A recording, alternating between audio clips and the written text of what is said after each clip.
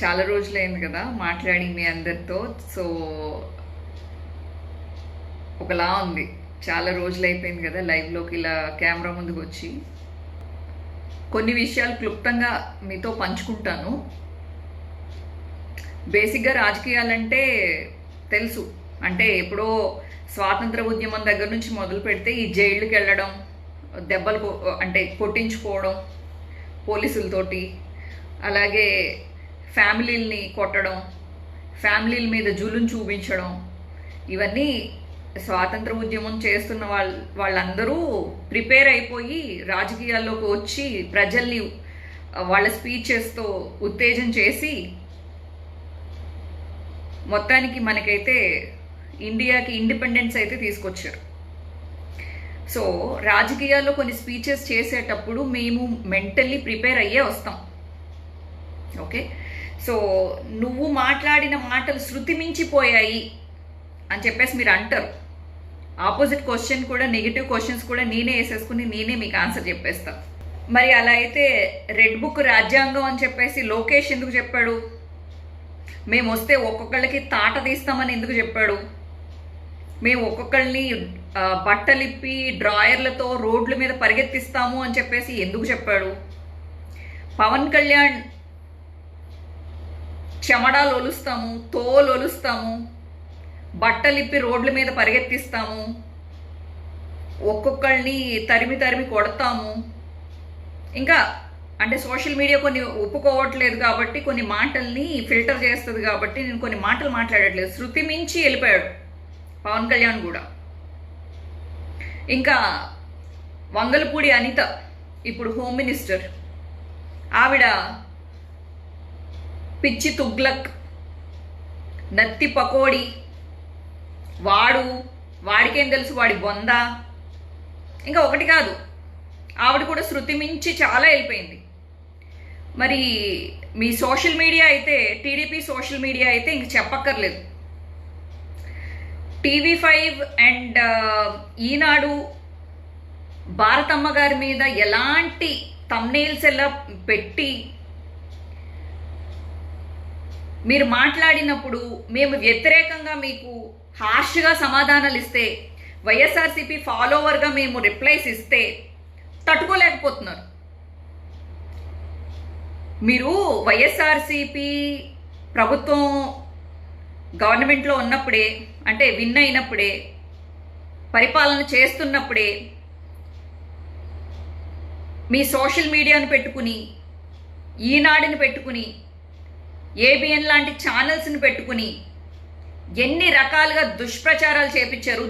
ఒక జబర్దస్త్లో కూడా ప్రత్యేకంగా జగనన్న మీద స్క్రిప్ట్లు పెట్టి చేయించారు. ఇంత దారుణమైన ట్రోలింగ్ మీరు చేస్తున్నప్పుడు జగనన్నని సపోర్ట్ చేస్తూ మీ మీద విరుచుకు పడితే ఈరోజు మీరు చేసేదేంది? మా మీద కేసులు. మీరు చేస్తేనేమో మీకు రెడ్ బుక్ రాజ్యాంగం కదా. మీ రెడ్ బుక్ రాజ్యాంగంలో ఏముంటుంది? ఒకళ్ళని చంపడం, ఒకళ్ళని కొట్టడం, ఒకళ్ళని రోడ్ల మీదకి ఈడ్చుకొచ్చి లేడీస్ని కూడా అని కూడా చూడకోకుండా వాళ్ళని టార్చర్ చేసి పిడిగుద్దులు గుద్దించడం, రౌడీల్ని తయారు చేసుకోవడం, రోడ్ల మీద ప్రజాస్వామ్యాన్ని ఖూనీ చేస్తూ ఒక మోడీ సపోర్ట్ చూసుకుని మీరు మామూలుగా టీడీపీ ఒకటే గెలిచి ఉంటుంటే ఇంత దాష్టికం ఉండకపోవచ్చు. ఐఎమ్ నాట్ సపోర్టింగ్ టీడీపీ, కానీ టీడీపీకి వెనకాలన్నదేంటి? మోడీ ఉన్నాడులే, మోడీకి మనం లేకపోతే, టీడీపీ లేకపోతే వాడికి దిక్కేది అన్న ధైర్యంలో వెచ్చలవిడి రౌడీయిజం చేస్తున్నారు. రెడ్ బుక్ రాజ్యాంగాన్ని అప్లై చేస్తున్నారు. ఏమండి, మిమ్మల్ని నేను గిల్లాను అనుకోండి, కొట్టాను అనుకోండి, మీకు నొప్పి రాదా? సేమ్ అలాగే నాకు కూడా ఓచకోత కోస్తామని చెప్పేసి అన్నాను. నేను ఎందుకన్నాను? మీ అమ్మనో, మీ చెల్లినో, మిమ్మల్ని మీరు అభిమానించే వాళ్ళనో, నీకు రంకు సంబంధాలు ఉన్నాయి, నువ్వు ఆడితో పడుకున్నావు, వీడితో పడుకున్నావు, నువ్వు క్రిస్టియన్వి, జగనన్నని క్రిస్టియన్ అని చెప్పేసి ఎన్ని రకాలుగా ఆడుకున్నారు. వాళ్ళ బాబాయ్ హత్యతో ఆయనకి సంబంధం లేకపోయినా కోర్టులున్నాయి, పోలీసులు ఉన్నారు, సిబిఐ ఉంది. ఇన్ని ఎంక్వైరీలు వేసుకున్న తర్వాత కూడా జగనన్నకి సంబంధం ఉన్నట్టు కనీసం 0.01% లింక్ ఉన్నట్టు కూడా ఎక్కడ ఆధారాలు లేవు. అయినా కానీ అవినాష్ రెడ్డి గారిని ముందు పెట్టి ఆయనతో అక్రమ సంబంధాలు చూపిస్తూ అసలు మీ టీడీపీకి మీరు అనుకుంటే అక్రమ సంబంధాలు అంటగడతారు, వాళ్ళకి హత్యలు అంటగడతారు, వాళ్ళ ఫ్యామిలీని రోడ్ల మీదకి తీసుకొచ్చి నానా రకాల దుర్భాషలు ఆడిస్తారు మీ టీడీపీ రౌడీలతోటి. మీరు ఎన్ని దాష్టికాలు చేసినా మాలాంటి వాళ్ళు నోరిప్పకూడదు. ఇప్పుడు మీరు ఏం చేస్తారు? విచ్చలవిడి రెడ్ బుక్ రాజ్యాంగంలో మా పేర్లు ఎక్కించి మా మీద కేసులు పెట్టి మా ఇళ్ళకెళ్ళి మా అమ్మ నాన్న వాళ్ళతో సంబంధం లేదు మహాప్రభు అని చెప్పి నేను ఎన్నోసార్లు మొత్తుకున్నా. అయినా మా ఇళ్ల మీద పడి వాళ్ళని బెదిరించి ఏంది ఇది? ఇప్పుడు 5 సంవత్సరాలు మీరుంటే నెక్స్ట్ 5 సంవత్సరాలు మేము వస్తాం. ఎన్ని రోజులు కొట్టుకుందాం? ఎంత దిగజారుతారు రాజకీయాల కోసం? ఎంతమంది ఫ్యామిలీని ఏడిపిస్తారు? మీ టీడీపీని నమ్ముకున్నందుకు రేపొద్దున వాళ్ళు ఏడవాలా? రేపొద్దున వైఎస్ఆర్సీపీ ప్రభుత్వం ఇదేంటి మళ్ళీ వచ్చిన తర్వాత, ప్రభుత్వంలోకి వచ్చిన తర్వాత మీకేముంది? ప్యాకాట్ మీరు ఆడేసుకుని వెళ్ళిపోతారు. మీకేముంది? 4 బాడీ గార్డులు పెట్టుకుంటారు. జెడ్ ప్లస్ అంటారు, జెడ్ అంటారు, వై కేటగిరీ అంటారు. మీకు సెక్యూరిటీలు ఉంటాయి. రేపొద్దున్న ఈ వైఎస్ఆర్సీపీ కార్యకర్తలు టీడీపీ కార్యకర్తలు కొట్టుకుని చేస్తుంటే మీకేం పోయింది? వైఎస్ఆర్సీపీకి ఏం పోయింది? లేకపోతే టీడీపీకి ఏం పోయింది? మీ అందరికీ పెద్ద వాళ్ళందరికీ వెనకాల బాడీ గార్డులు ఉన్నారు. మాలాంటి వాళ్ళకి ఎవరున్నారు? మా ఫ్యామిలీలు ఏం చేసినాయి? మీరు 1 కాదు 10 కేసులు, 10 కాదు పోనీ 100 కేసులు పెట్టుకోండి. కర్మనేది దేవుడు అనేవాడు ఒకడు ఉన్నాడు కదా. నేను నమ్మిన నా వైఎస్ఆర్సీపీ కానీ జగనన్న కానీ మంచి చేస్తున్నాడు, పేదల తరపున నిలబడ్డాడు అనే ఒక నమ్మకంతో ఒక నాయకుడిని నమ్మాను తప్ప మీరు వెంకటేశ్వర స్వామిని నమ్ముతారండి. నేను దుర్గమ్మ వారిని నమ్ముతాను. నేను నిన్ను తిడతానా? నీ నమ్మకం నీది, నా నమ్మకం నాది. అందుకని కొట్టుకుని చచ్చిపోదామా మన ఇద్దరం? నువ్వు వెంకటేశ్వర స్వామిని ఎందుకు పూజిస్తావు? నేను దుర్గమ్మని పూజించాలి అని చెప్పేసి నేను ఏమైనా కొట్టినా నిన్ను? నా ఇష్టం. నా నాయకుడు ఎవరో, నా దేవుడు ఎవరో, లేకపోతే నా లైఫ్ స్టైల్ ఏంటో, నా మాట తీరేంటో నా ఇష్టం.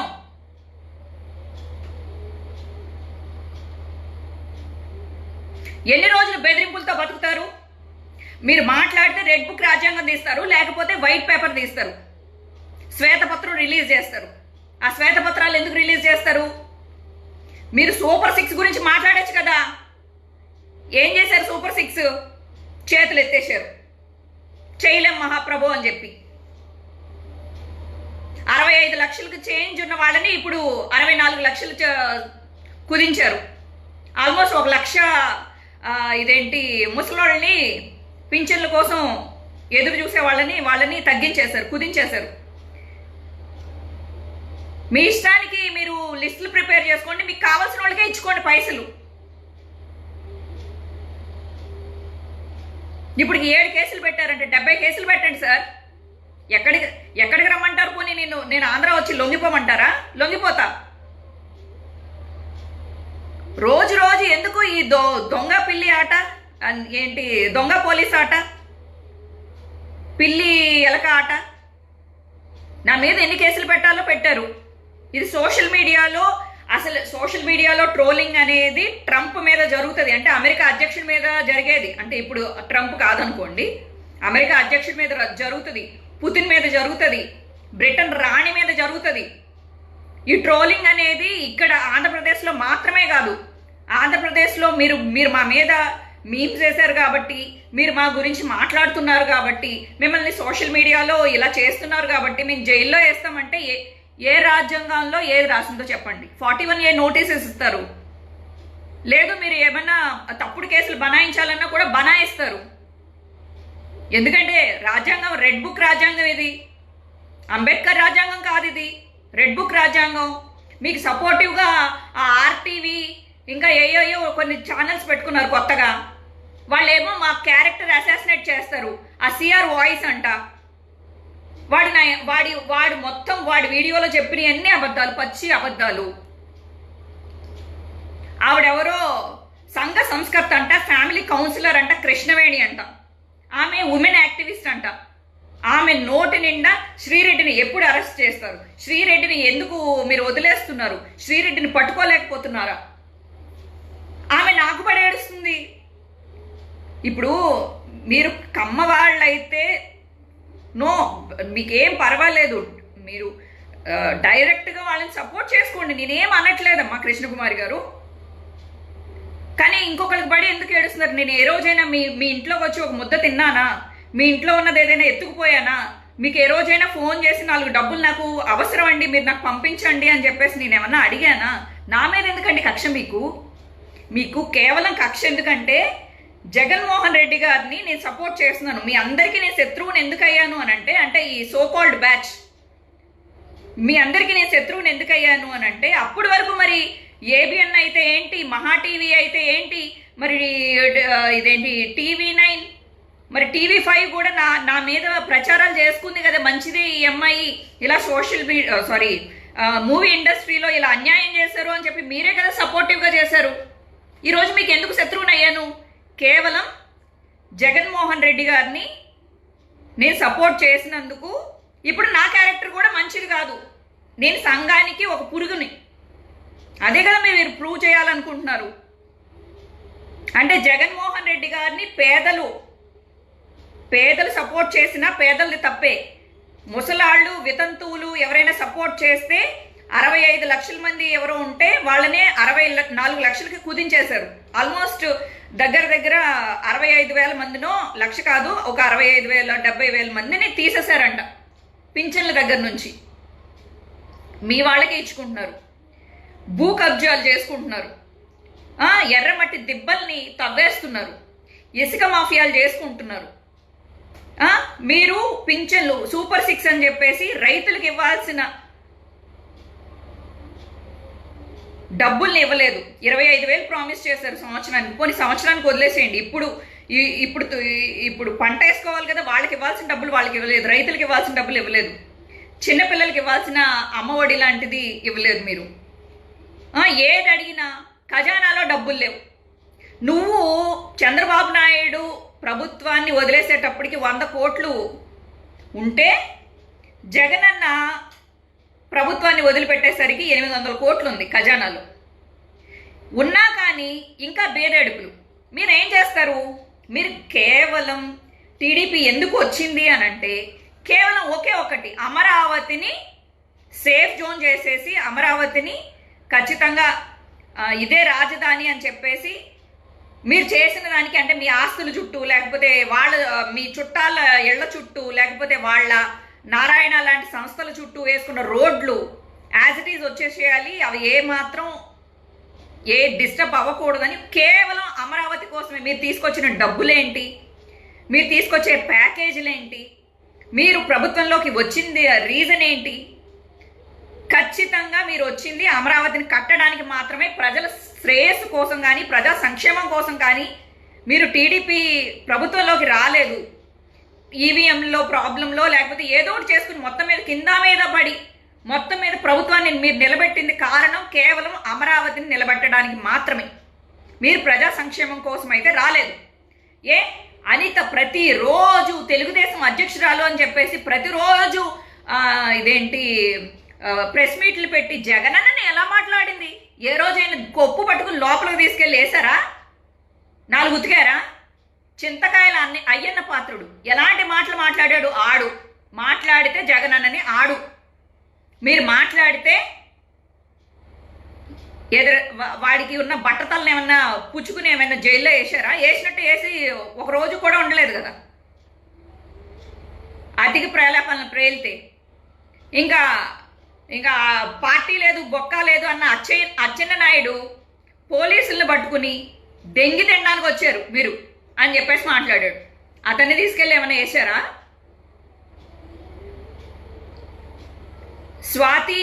శ్వేతా చౌదరి ఆమెని లండన్లో కూర్చోబెట్టి 2 పూట్ల 3 పూట్ల మేపుతూ ఆమెని అడ్డమైన తిట్లు తిట్టించారు. ఆమెను తీసుకొచ్చేసారా? ఇంకా అనూష ఉండవల్లి లాంటి వాళ్ళు తిట్టని బూతు లేదు, ఎగరని ఇదేంటి గంతు లేదు. ఆ గాయత్రి వీళ్ళందరూ ఇంకా అమెరికాలో ఉండే యష్ అంట. నేను పేర్లు చెప్పుకుంటూ పోతే ప్రవాసాంధ్రుల దగ్గర నుంచి హైదరాబాద్లో కొన్ని సంస్థల్ని అంటే కొన్ని ఆఫీసుల్ని క్రియేట్ చేసి జగనన్న మీద చేసిన ట్రోలింగ్, మాట్లాడిన అబద్ధాలు, ఈనాడు లాంటి పెద్ద పెద్ద సంస్థలు కూడా జగనన్నని ఓడించడానికి ఎంత కృషి చేశాయో. మోడీని అప్పుడు దాకా తిట్టిన పెద్ద మనిషి వెళ్ళి కలవడానికి కూడా జగనన్నని ఓడించడమే రీజన్. మోడీతో ఫ్రెండ్షిప్ ముఖ్యం కాదు వాళ్ళకి, అమరావతి ముఖ్యం. జగనన్న ఓడిపోడు. జగనన్న ఎందుకు ఓడిపోవాలి? అమరావతిని నిలబెట్టడం కోసం జగనన్న దిగిపోవాలి. మీరు ఎన్ని దాష్టికాలు చేసినా వైఎస్ఆర్సీపీ కార్యకర్తలుగా మీరు నోరెత్తకూడదు. మీరు సూపర్ 6 చెయ్యకపోయినా మేము ఒక పోస్ట్ పెడితే మీకు కాలిపోతుంది. అందుకని ఫ్యామిలీల జోలికి వెళ్తారు, మా మీద కేసులు పెడతారు. మీ టార్చర్ తట్టుకోలేక మా సోషల్ మీడియా కన్వీనర్స్ చచ్చిపోయారు ఉరేసుకుని. మీరందరూ న్యూస్ చూశారు ఎంత ఎమోషనల్గా డ్యామేజ్ చేస్తున్నారు. నాలాగా తట్టుకుని నిలబడే వాళ్ళు కొంతమంది అయితే తట్టుకోలేక రాలిపోయే పిల్లలు చాలామంది.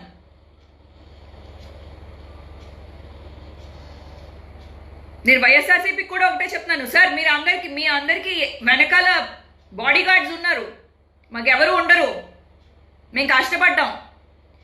మీరు ఎంత ఫీల్ అవుతున్నారో వైఎస్ఆర్సీపీ ఓడిపోయినందుకు వైఎస్ఆర్సీపీ అధ్యక్షుడు జగన్మోహన్ రెడ్డి గారు ఎంత ఫీల్ అవుతున్నారో, వాళ్ళ ఫ్యామిలీ మెంబర్స్ ఎంత ఫీల్ అవుతున్నారో, ఎమ్మెల్యే ఎంపీలు వాళ్ళు ఎంత ఫీల్ అవుతున్నారో మాకు తెలీదు. కానీ వైఎస్ఆర్సీపీని నమ్ముకుని మేము ఇంకా వైఎస్ఆర్సీపీ ఓటమిని మేము ఇంకా తట్టుకోలేకపోతున్నాం. ఇప్పటికీ మేము ఏడుస్తూనే ఉన్నాం. మీకు జరిగిందా డ్యామేజ్? ఎంత డ్యామేజ్ జరిగిందో మాకు తెలీదు. మీరు ఎన్ని కోట్లు నష్టపోయారో కూడా మాకు తెలీదు. కానీ వీళ్ళు చూడండి, మమ్మల్ని కేసులు పెట్టి మా క్యారెక్టర్ అసెస్మెంట్ చేసి దారుణంగా ట్రోలింగ్లు చేపించి ముష్టి కామెడీలు చేసుకుంటూ ముష్టి ఎదవల నలుగురిని క్రియేట్ చేసి నా గురించి మాట్లాడేస్తున్నారు. ఏం చేసినా వైఎస్ఆర్సీపీకి సపోర్ట్ చేసిన,